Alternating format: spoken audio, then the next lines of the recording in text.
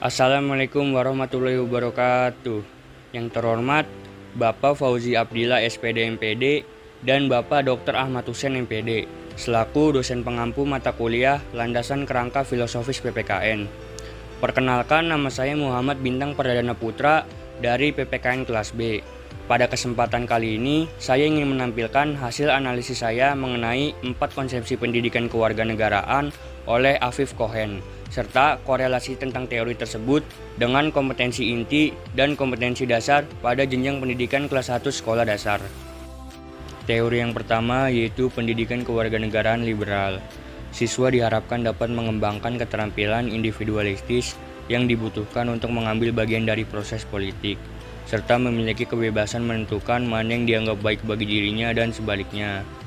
Korelasinya dengan kompetensi inti yang pertama yaitu sikap spiritual adalah mensyukuri ditetapkannya bintang, rantai, pohon beringin, kepala banteng, dan padi kapas sebagai gambar pada lambang negara yaitu Garuda Pancasila.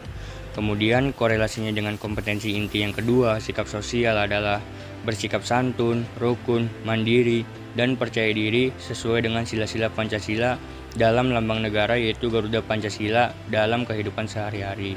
Kemudian korelasinya dengan kompetensi inti yang ketiga, pengetahuan, yaitu mengenal dan mengetahui simbol sila-sila Pancasila dalam lambang negara yaitu Garuda Pancasila. Dan yang terakhir, korelasinya dengan kompetensi inti yang keempat, keterampilan, yaitu menceritakan simbol-simbol sila Pancasila pada lambang Garuda. Konsep yang kedua yaitu pendidikan kewarganegaraan keanekaragaman. Siswa akan memahami cara-cara membedakan kelompok sosial yang membentuk masyarakat, menerima pengakuan dan mengambil bagian dalam kehidupan nasional. Nah, hubungannya dengan kompetensi inti yang pertama yaitu sikap spiritual adalah menerima keberagaman karakteristik individu sebagai anugerah Tuhan Yang Maha Esa di rumah. Dan yang kedua, korelasinya dengan sikap sosial yaitu menampilkan kebersamaan dalam keberagaman karakteristik individu di rumah. Lalu korelasinya dengan kompetensi inti yang ketiga, pengetahuan adalah mengidentifikasi keberagaman karakteristik individu di rumah. Dan yang terakhir, korelasinya dengan kompetensi yang keempat, keterampilan, yaitu menceritakan pengalaman kebersamaan dalam keberagaman kehidupan individu di rumah. Konsep yang ketiga yaitu pendidikan kewarganegaraan kritis.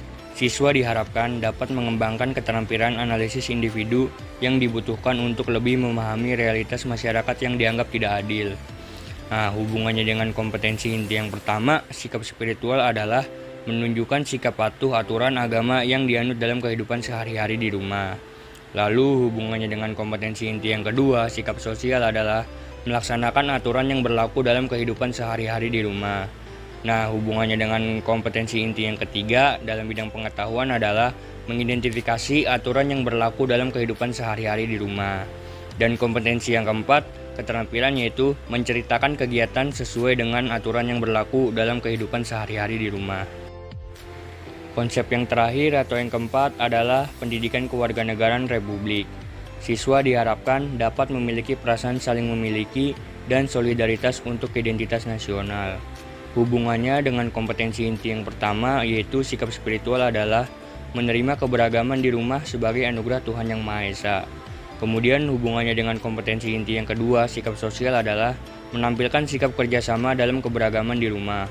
Lalu hubungan dengan kompetensi inti yang ketiga, aspek pengetahuan, adalah mengidentifikasi bentuk kerjasama dalam keberagaman di rumah. Dan yang terakhir, hubungannya dengan kompetensi inti yang keempat, keterampilan, adalah menceritakan pengalaman kerjasama dalam keberagaman di rumah. Sekian pemaparan materi yang bisa saya sampaikan. Semoga apa yang saya sampaikan ini bisa bermanfaat bagi kita semua.